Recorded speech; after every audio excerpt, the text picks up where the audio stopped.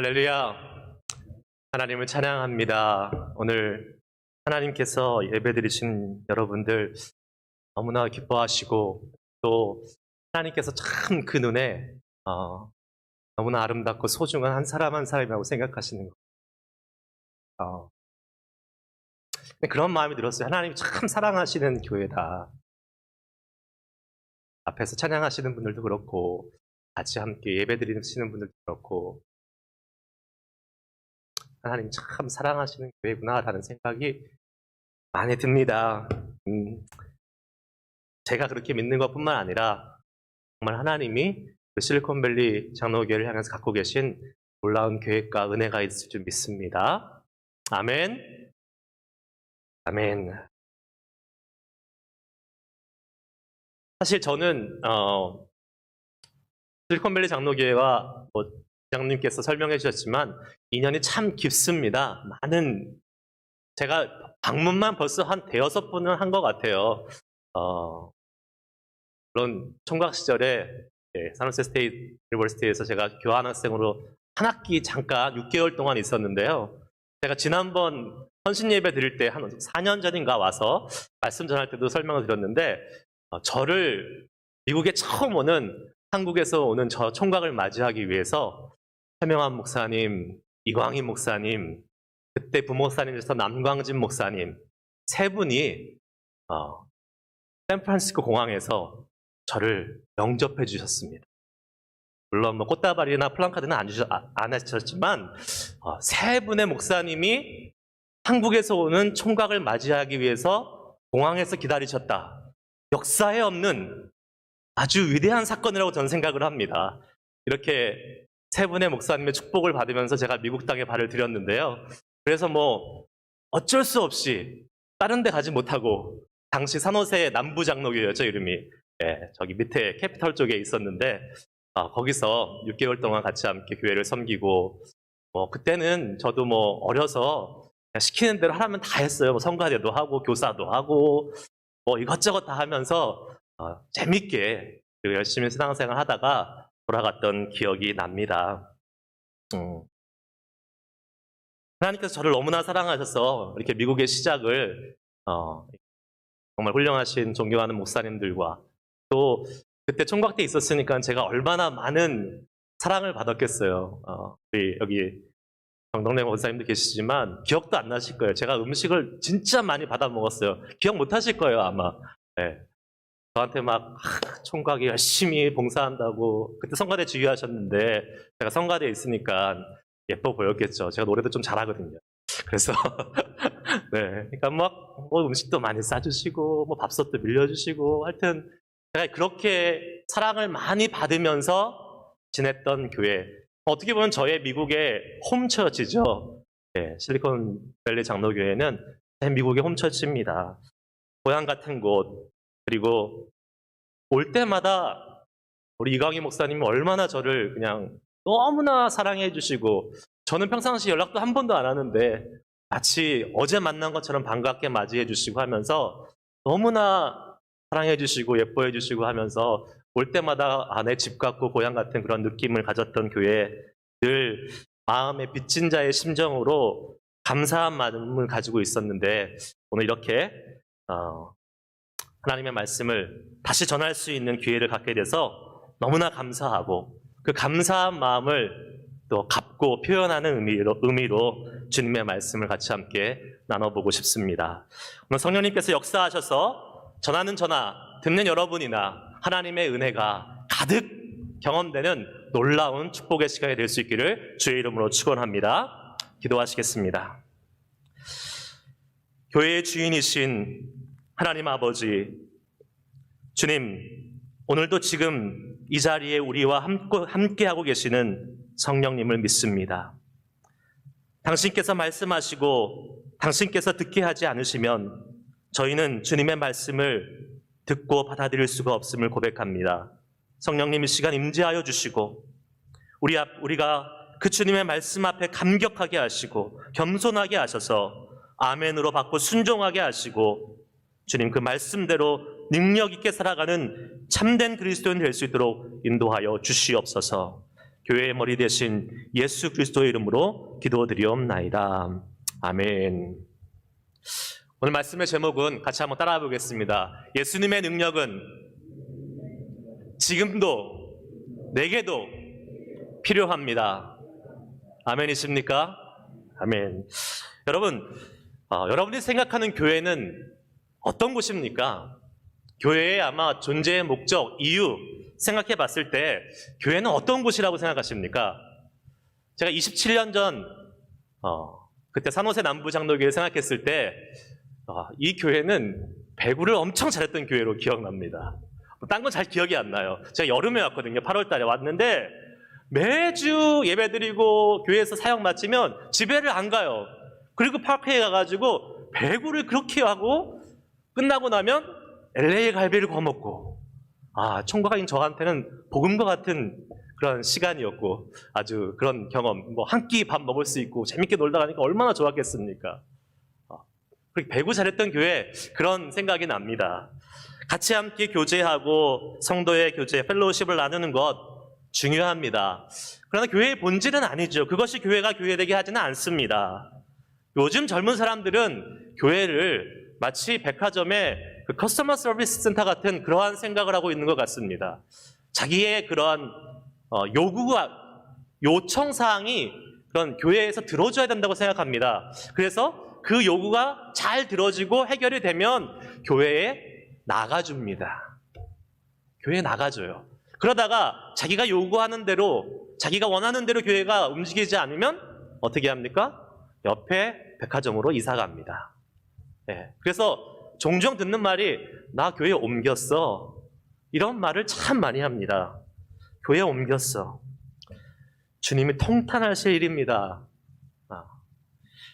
교회는 주님의 뜻을 이루기 위해 존재하는 곳인 줄 믿습니다. 아멘. 교회의 머리요 주인이신 분이 바로 우리 예수님, 주님이시기 때문에 주님의 뜻, 주님의 마음의 소원을 이루어 드리는 곳, 그것이 바로 교회가 되어야 될 줄 믿습니다. 그러면 주님의 뜻은 무엇일까? 그것은 이 땅에 오셔서 예수님이 하셨던 일이 무엇인지를 우리가 잘 보면 주님의 뜻이 무엇인지 우리는 분별할 수 있습니다. 마태복음 9장 35절 말씀 우리 한번 다 같이 읽어보도록 하겠습니다. 시작. 예수께서 모든 도시와 마을에 두루 다니사 그들의 회당에서 가르치시며 천국 복음을 전파하시며 모든 병과 모든 약한 것을 고치시니라. 아멘. 이것이 예수님이 이 땅에서 하신 일입니다. 회당에서 가르치시고 천국 복음을 전파하시고 병든 자와 약한 자를 고치시는 것, 그것이 바로 예수님이 이 땅에서 하셨던 사역이고, 이제 예수님이 이 땅의 교회를 통해서 우리가 하기를 원하시는 사역인 줄 믿습니다. 그러한 일들이 우리가 사는 이 땅의 교회에서 이루어질 때 교회가 교회되는 온전한 모습을 이룰 수 있는 것이지요. 다시 말하면 교회, 이러한 예수님의 사역, 이러한 예수님이 하셨던 일들을 이룰 수 있는 그 근본적인 원인은 무엇일까? 그 동력이 무엇일까? 그것은 바로 예수 이름의 능력입니다. 아무리 자기가 어떠한 일을 하고 싶어도, 아무리 이러한 일들을 많이 하고 싶어도 힘이 없고 능력이 없으면 해낼 수 없는 것이지요. 꿈만 꾸다 마는 것입니다. 그러나 능력이 있으면 자기가 원하고 소원하는 것을 이루어낼 수 있는 것처럼 교회가 감당해야 될 사명, 가르치고 전파하고 병든 자 약한 것을 고치는 이러한 놀라운 치유의 능력이 나타나기 위해서는 우리에게 예수 그리스도의 능력이 꼭 필요하다는 것을 믿으시기를 축복합니다. 아멘. 예수님의 능력이 나타나는 교회가 진정한 주님의 교회인 것입니다. 건물이 있다고 교회가 교회되는 것이 아닙니다. 사람들이 모였다고 교회가 교회되는 것이 아닙니다. 주님의 능력이 나타나는 교회가 진정한 교회요. 주님의 능력이 나타나는 교회가 이 땅에 그토록 주님이 바라시고 소원하시는 하나님의 교회인 줄을 믿습니다. 저는 소망하기를 우리 실리콘밸리 장로교회가 주님의 능력이 물이 바다 덮음같이 눈에 보이고 주체할 수 없을 정도로 차고 넘치는 교회가 될 줄 믿습니다. 그렇게 소망하고 함께 기도하시는 여러분이 있기에 하나님이 그 마음의 소원을 이루어 주시고 하나님의 때에 그 일을 이루실 줄 소망하고 믿습니다. 그렇게 우리의 소망 놓지 않고 계속 기도하시면 하나님께서 주의 능력을 이루시는 교회로 우리를 성장시켜 주실 것입니다. 주님이 이렇게 또 말씀하셨습니다. 마태복음 16장 18절에 또 내가 내게 이르노니 너는 베드로라 내가 이 반석 위에 내 교회를 세우리니 음부의 권세가 이기지 못하리라. 아멘. 교회에 주님의 능력과 권세가 주어졌는데 그게 어느 정도의 능력이냐면 음부의 권세, 지옥의 권세가 그것을 넘보지 못하는 음부의 권세를 파하고 이기는 능력을 교회에게 주셨다라고 예수님은 증거하고 계십니다. 그런데 문제는 무엇입니까? 요새 우리의 교회가 이 주님의 능력이 사라졌거나 너무 약해졌다는 데 있습니다. 많은 교회들이 패배주의에 빠져 있습니다. 아무리 노력하고 애써도 부흥이 되지 않는다고 생각하고 자포자기한 교회, 힘없이 그냥 주저앉아 있는 교회들이 너무나 많습니다. 게다가 지금 팬데믹까지 터졌잖아요. 한국에 있는 교회 목사님들한테 물어봤습니다. 앞으로 팬데믹 이후에 교회가 어떻게 될 것 같습니까? 10명 중에 6명은 교인이 줄고 교회가 점점 줄어들 것입니다. 이렇게 예상하고 있더라고요. 우리 모두를 힘들게 하고 연약하게 하는 상황이 지속되고 있는 것입니다. 어떤 교회는 매너리즘에 빠져 있어요. 그냥 지금 이대로가 좋으니까 뭐 새로운 거 하지도 말고 우리끼리 재밌게 우리끼리 좋게 쿵짝쿵짝 하면서 지내면 됩니다. 새신자도 소용없고 새로운 훈련도 필요 없고 새로운 사역도 필요 없습니다. 그냥 이대로 지금이 편하니까 이대로 갑시다라고 정체되어 있는 교회도 있습니다. 여러분, 이것은 예수님의 능력이 나타나는 교회의 모습이 아닙니다. 사단이 아주 좋아하는 사단의 능력이 나타나기 좋은 교회인 것입니다. 여러분, 사단이 얼마나 강력하게 지금 이 땅의 교회들을 흔들고 있는지 모릅니다. 하지만 주님의 능력이 다시 임하시면 포로된 자를 자유케 하시고 눈먼 자를 보게 하시고 병든 자를 고치시고 주저앉은 자들을 일으켜 세우시고 죽은 자를 살리시는 놀라운 주님의 능력이 우리의 눈앞에 펼쳐짐을 믿으시기를 축복합니다. 그러한 믿음으로 우리는 주님 앞에 나아야 되는 것입니다. 그러한 믿음으로 주님의 교회를 섬겨야 되는 것입니다. 그럴 때 주님의 교회가 살아나는 것입니다. 눈에 보이는 우리 교회뿐만 아니라 성경은 우리 한 사람 한 사람이 움직이는 성전이라고 이야기하고 있지 않습니까? 우리 한 사람 한 사람이 교회라고 이야기하고 있습니다. 성전된 여러분의 교회는 어떻습니까? 여러분 안에 있는 여러분의 교회는 지금 예수님의 능력이 나타나고 있는 교회입니까? 아니면 제가 아까 말씀드렸던 힘이 없고 힘 빠진 교회입니까? 아니면 그냥 지금 상태가 좋다고 만족하고 있는 교회입니까?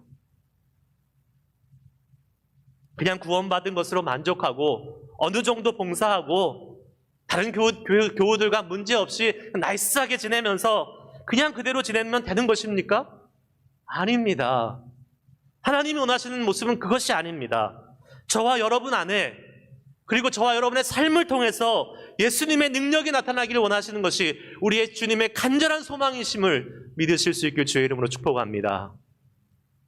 오늘 본문 말씀에서 베드로와 요한은 성전에 기도하러 올라가다가 나면서부터 안진뱅이 된, 나면서부터 일어서지 못하는 한 장애인을 만나게 되는 것을 보게 됩니다.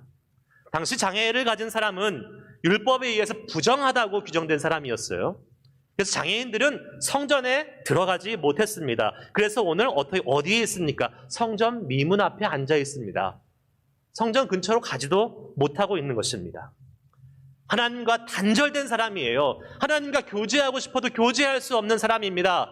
영적은 고아였습니다. 아버지를 만날 수 없는, 아버지 하나님을 경험할 수 없는 영적인 고아로서의 삶을 살 수밖에 없는 비참한 인생을 사는 사람이 바로 이 안진뱅이 장애인이었던 것입니다. 그런 그 사람에게 베드로는 예수의 이름으로 주님의 능력을 선포합니다. 6절 말씀 한번 다 같이 읽어보겠습니다. 시작. 베드로가 이르되 은과 금은 내게 없거니와 내게 있는 이것을 내게 주노니 나사렛 예수 이름으로 그리스도의 이름으로 일어나 걸으라 하고. 아멘. 주저앉아 일어날 수 없을 것 같은 사람을 일으키는 것이 바로 우리 예수님의 능력입니다. 예수 이름의 능력입니다. 고아였던 사람에게 극적으로 그 아버지를 만나게 해주는 것이 예수 그리스도의 이름의 능력인 것입니다. 세상에서 절망하고 참된 의미와 소망을 얻지 못하는 자들에게 다시 주님 안에서 회복해서 주님을 찬양하고 예배의 기쁨과 감격 속에 빠지게 만드는 것이 바로 예수 그리스도의 이름의 능력인 줄 믿으시길 바랍니다. 그것뿐입니까? 죽은 자를 살리시는 능력, 나사로야 나와라 라고 예수님이 선포하셨을 때에 무덤에 죽어서 시체가 썩어서 냄새가 나는 나사로가 살아나서 주님 앞으로 걸어 나오는 것이 바로 우리 예수님이 갖고 계시는 능력인 것입니다. 영적으로 죽었던 사람들이 다시 일어나 생명을 얻는 것이 우리 주님의 능력인 것입니다. 그런데요, 여러분, 문제가 뭔지 아십니까? 이것이 성경에만 갇혀 있는 것이 문제입니다. 우리 다 압니다. 성경에서 일어났었지, 예수님이 이러한 일을 하셨지, 맞아, 성경에서 이러한 놀라운 예수님의 이름의 능력들이 있어. 그런데 정작 지금 나에게 예수님의 능력이 나타나고 있느냐는 것입니다. 저는 소망하기를 오늘 말씀을 통해서 예수 이름의 능력이 나타나는 사람들이 우리 모두가 될 수 있기를 주님의 이름으로 축복합니다. 그렇게 되기 위해서 우리는 어떠한 사람이 되어야 될까요? 저를 한번 따라해 주시기 바랍니다. 첫째, 예수 이름의 능력은, 다시 한번, 예수 이름의 능력은 기도하는 자에게 나타납니다. 아멘입니까? 아멘. 1절 보니까 제9시 기도 시간에 베드로와 요한이 성전에 올라갈세라고 오늘 본문 말씀을 시작하고 있지요. 유대인들은 하루에 3번씩 기도하는 습관이 있었습니다. 하루에 3번씩. 오늘 본문에 나오는 이 9시라는 것은 오후 3시를 의미합니다. 유대인들은 아침 9시, 그리고 오후 3시, 그리고 해가 질 저녁 무렵에 성전에 올라가서 기도하는 습관을 가지고 있었습니다. 근데 사람들이 바쁘고 그러니까 모든 사람들이 이것을 지킬 수는 없었을 것입니다. 그런데 오늘 제9시라는 이 시간은 그 사막, 중동 지역에 가장 더운 오후 3시, 어쩌면 3번의 기도 시간에 가장 빼먹기 쉬운 그러한 기도 시간이 아닐까 싶습니다. 아침 저녁에는 서늘하니까 올라가서 기도할 만하잖아요.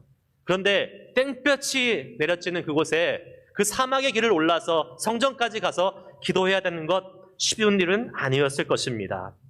그러나 베드로와 요한은 오늘 기도하러 그 시간에 성전에 올라가고 있습니다. 기도를 얼마나 중요하게 생각했는지 알 수 있는 대목인 것입니다. 예수님은 중요한 순간에 베드로와 요한 그리고 야고보와 더불어서 기도의 자리에 이들을 데리고 많이 나갔던 것을 성경을 통해서 우리는 알 수 있습니다.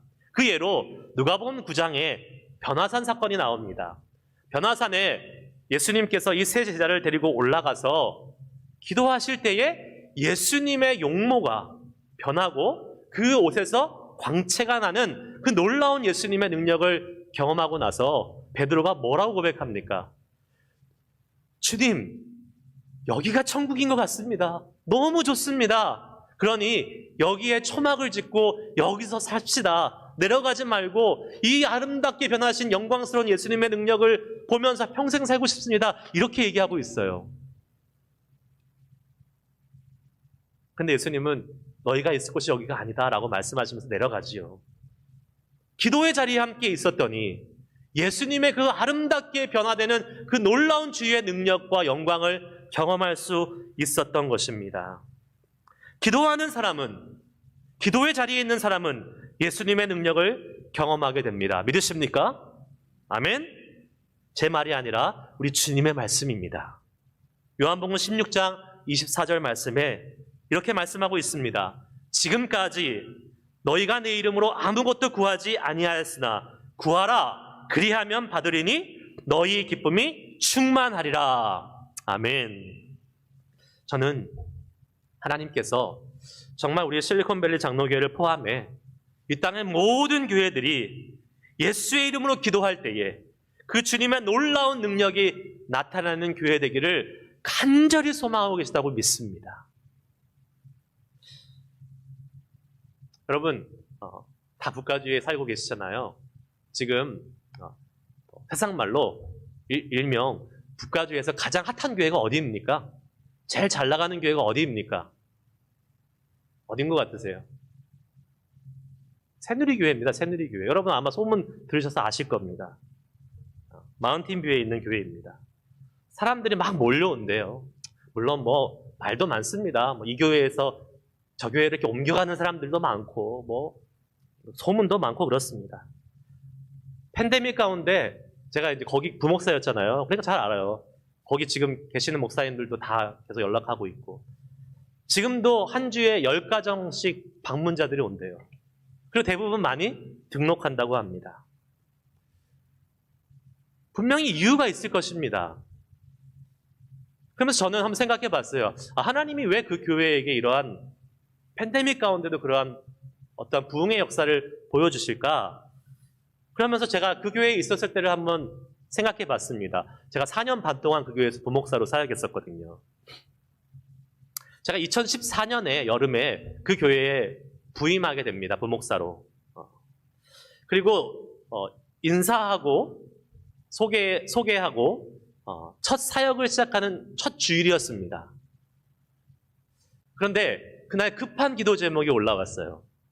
그것은 그 교회의 한 가정에 초등학생 아이가 한 명 있었는데 한국에 방문했다가 식중독이 걸렸는데 식중독이면 그냥 금방 낫을 수 있는 병이잖아요. 그런데 이 균이 뇌로 들어가가지고 이 아이가 중환자실에 입원한 그러한 사건이 발생했습니다.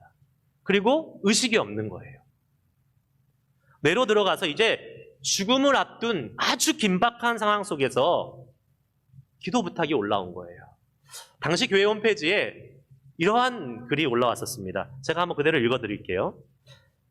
아이가 다시 의식을 잃고 혈압, 체온 모두가 올라가 상태가 좋지 않습니다. 뇌가 감염되어 있었고 신장은 물론 심각한 상황입니다.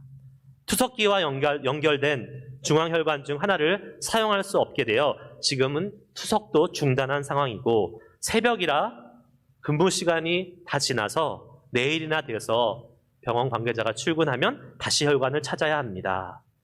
그동안 몇 시간 동안 콩팥이 버텨줘야 합니다. 안 그러면 이제 죽는다는 거예요. 아주 절망적인 상황이었습니다. 이 기도 부탁을 듣고 그 주일 제가 처음 부임한 그날 기도하자고 하면서 온 교우가 함께 정말 뜨겁게 기도하더라고요. 저는 어땠을까요? 제가 기도할 수 있었을까요? 누군지도 모르잖아요. 처음 본 아이예요. 물론 제가 이렇게 기억하는 것이 저희 첫째 아이 이름하고 똑같아요. 저스틴. 그래서 좀 기억에 많이 남는데 본 적도 없고 이름도 처음 들었고 그 부모가 누군지도 모르고 그런데 기도하자는 거예요. 그런데 그 온 교인이 함께 합심해서 기도할 때에 저에게도 성령님께서 역사하셨어요. 본 적도 없는 그 아이를 향해서 기도하는데 막 눈물이 나고 너무 안타깝고 마치 제 아들이 아픈 것처럼 제 아들이 당장 죽을 것 같은 그러한 심정 속에서 기도하게 만드시더라는 것입니다. 너무나 안타깝더라고요. 어떻게 알지도 못하는 그 아이를 위해서 제가 눈물로 기도할 수 있었을까? 기도할 때에 주님의 능력이 임했기 때문에 그렇습니다.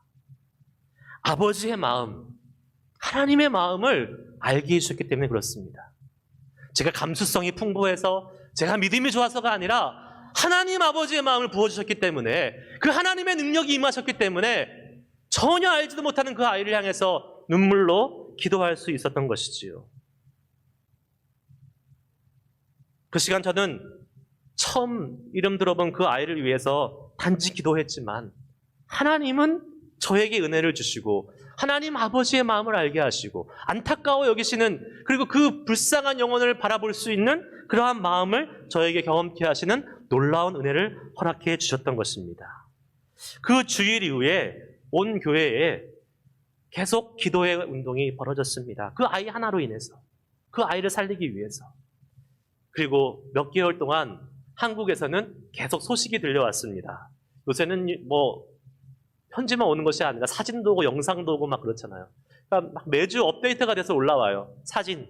점점점 회복되고 있고 나아지고 있고 웃고 있고 걷고 있고 하는 것을 보면서 기도 응답에 역사하신 하나님, 그 놀라우신 하나님의 그 위대하신 능력에 소름이 끼치는 거예요. 매주일. 그게 한두 번이 아니었습니다. 물론 하나님께서 죽어가는 아이를, 죽음의 직전까지 갔던 아이를 살리셨던 것은 놀라운 주님의 능력입니다. 그런데 저에게는 더 큰 놀라운 능력이 있었어요. 그 살리시는 주님의 능력을 통해서 하나님이 살아계시는구나, 기도하는 나의 기도에 응답하시는구나 라는 것을 같이 경험하게 해주시는 놀라운 은혜를 허락해 주신 것입니다. 왜요? 기도했기 때문에. 기도에 동참했던 모든 사람은 주님의 능력을 같이 경험했을 것입니다. 하지만 아무리 하나님의 능력이 나타나도, 아무리 죽은 아이가, 죽음의 직전까지 갔던 그 아이가 살아났다 할지라도 기도하지 않았던 사람은 그것은 그냥 우연히 벌어진 사건일 수밖에 없는 것입니다. 기도하고 일어난 일은 하나님의 역사이지만 기도하지 않고 일어난 일은 우연일 뿐입니다. 이런 멋진 말 들어보셨습니까? 누가 한 말인지 아십니까? 김종호 목사가 한 말입니다. 기도하고 일어나는 일은 하나님의 역사이지만 기도하지 않고 일어나는 일은 우연일 뿐이다. 여러분, 하나님의 역사를 경험하는 삶을 살고 싶습니까? 아니면 우연을 살고 싶습니까? 당연히 우리는 하나님의 역사를 경험하는 삶을 살아야 될 줄 믿습니다. 그러면 기도해야 됩니다.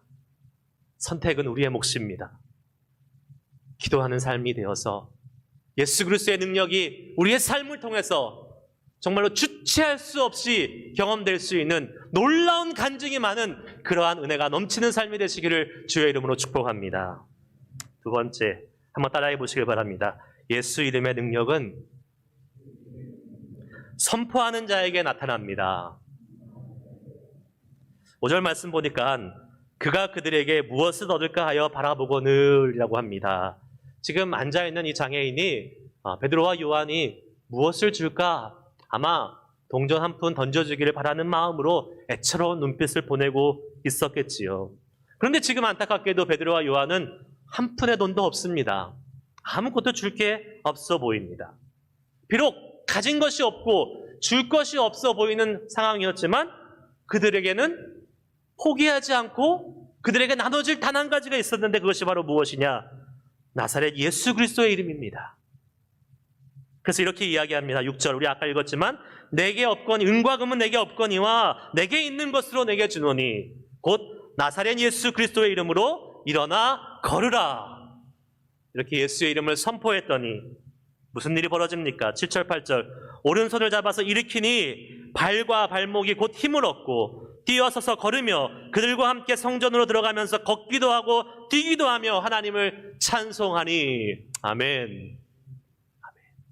예수님의 이름을 선포했더니, 예수의 이름으로 일어나라고 선포했더니 그 안진뱅이 장애인이 일어나서 걷기도 하고 뛰기도 하며 하나님을 찬송하는 놀라운 주님의 능력이 나타났다는 것을 성경은 우리에게 증거해주고 있는 것입니다.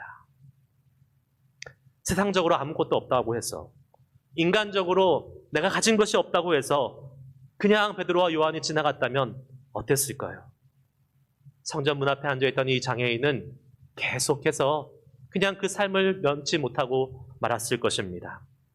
그러나 예수님의 이름을 선포했을 때에 걷고 뛰고 하나님을 찬양하는 놀라운 주님의 능력을 나타날 수 있었던 것입니다. 예수의 이름으로 선포했더니 주의 능력이 나타났습니다. 예수의 이름을 믿고 선포하면 그분의 놀라운 이름을 경험하게 될 줄 믿습니다. 이것이 우리의 고백이요, 우리의 삶에서 체험되는 놀라운 능력을 살아야 되는 삶이 우리 가운데 주어질 줄 믿으시길 주의 이름으로 축복합니다. 골로새서 3장 17절 말씀에 또 무엇을 하든지 말에나 일에나 다 주 예수의 이름으로 하고 그를 힘입어 하나님 아버지께 감사하라 라고 말씀합니다. 무슨 일을 하든지 누구의 이름으로? 예수의 이름으로. 예수의 이름으로 하랍니다. 예수의 이름에 능력이 있기 때문에 그렇습니다. 어려운 일이 있어도 예수의 이름으로, 기쁜 일이 있어도 예수의 이름으로, 감사할 일이 있어도 예수의 이름으로, 힘들고 절망적이고 빛이 보이지 않는 상황 속에서도 예수의 이름으로 살아가는 사람에게 하나님의 능력이, 주님의 능력이 나타나는 것입니다. 왜요? 빌립보서 2장 10절에 이런 말씀이 있습니다. 하늘에 있는 자들과 땅에 있는 자들과 땅 아래에 있는 자들도 모든 무릎을 예수의 이름에 꿇게 하시고, 아멘. 하늘 위나 땅이나 땅 아래나 이 세상을 창조하신 하나님의 어떠한 공간에서도 예수의 이름 앞에 모두가 무릎 꿇는 놀라운 권세를 예수 그리스도 이름 앞에 주셨다고 말씀하고 있습니다. 그러므로 그 예수 그리스도의 이름을 믿고 선포하는 자는 예수님의 권세를, 예수님의 승리하신 권세를 누릴 수 있는 능력과 복이 주어짐을 믿고 그렇게 살아갈 수 있는 우리 모두가 될 수 있기를 주의 이름으로 축복합니다. 어디에도 예수의 이름보다 뛰어난 권세는 없습니다. 예수의 이름보다 뛰어난 능력은 없습니다. 그렇다면 그 이름을 붙잡으십시오. 그 이름을 선포하십시오. 그 예수 그리스도의 능력의 놀라운 권세가 나에게도 지금도 일어날 수 있을 줄 믿습니다. 제가 대학생 시절에 한국 대학생 선교회 CCC라는 곳에서 선교 훈련을 받았습니다. 대학교 캠퍼스에서 전도 많이 하는 선교단체로 유명하고 또 성경 공부하는 걸로 유명합니다. 규모가 아마 가장 큰, 인원적으로 봤을 때는 가장 큰 선교단체예요. 대학생 선교단체 중에서. 규모가 너무 크니까 여름 수련회를 어떤 교회나 건물에서 할 수가 없어요. 그래서 항상 어디서 하냐면 이렇게 바닷가, 해변가 이런 데서 합니다. 제가 있을 때는 그 몽산포라는 그 태안에 있는 해수욕장에서 했어요. 그 해수욕장에 여름에 2만 명이 되는 대학생들이 모입니다. 그리고 2만 명, 말이 2만 명이지 어마어마한 숫자입니다. 그 숫자가 모여서 같이 함께 하나님 앞에 헌신하고 예배하는 그러한 시간인 것입니다. 그런데 수련회 첫날 시간에 항상 하는 그러한 의식이 있습니다. 그 한국 대학생 선교회를 설립하신 그 김중곤 목사님, 제가 대학생 때만 그때 벌써 머리가 희끗희끗하시고 연세가 많으셨어요. 또 몸도 호리호리하시고 목소리에도 힘도 별로 없으세요. 그런데 이분이 이렇게 말씀합니다. 여러분, 지금부터는 제가 무슨 말을 해도 여러분의 대답은 딱 한 가지입니다. 예수 그리스도. 내가 무슨 얘기를 해도 여러분을 예수 그리스도 그 한 가지 대답만 하면 됩니다. 하면서 수많은 질문을 폭풍과 같이 쏟아냅니다. 이렇게요.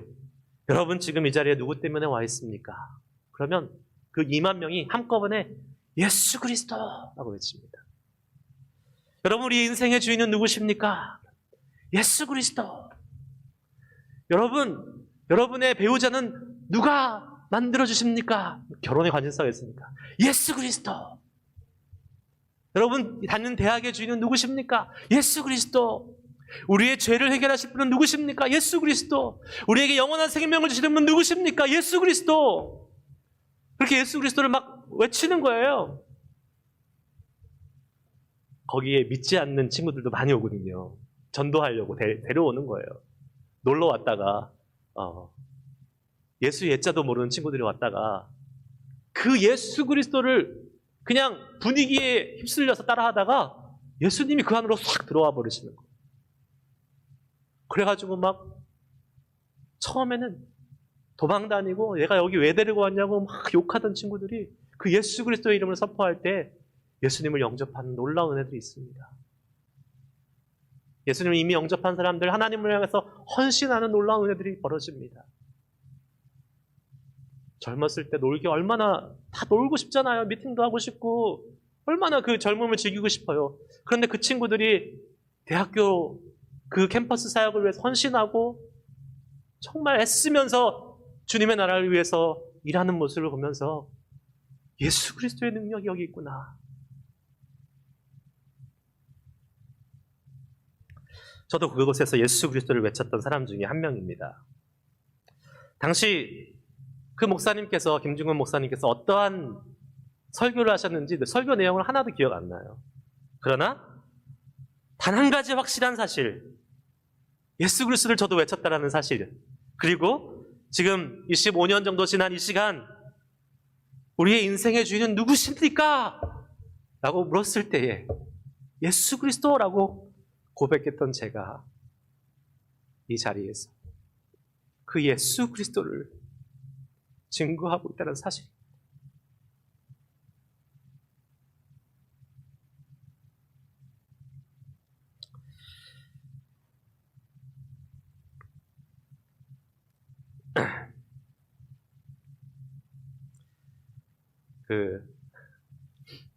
다들 저보다 연세가 많으시지요?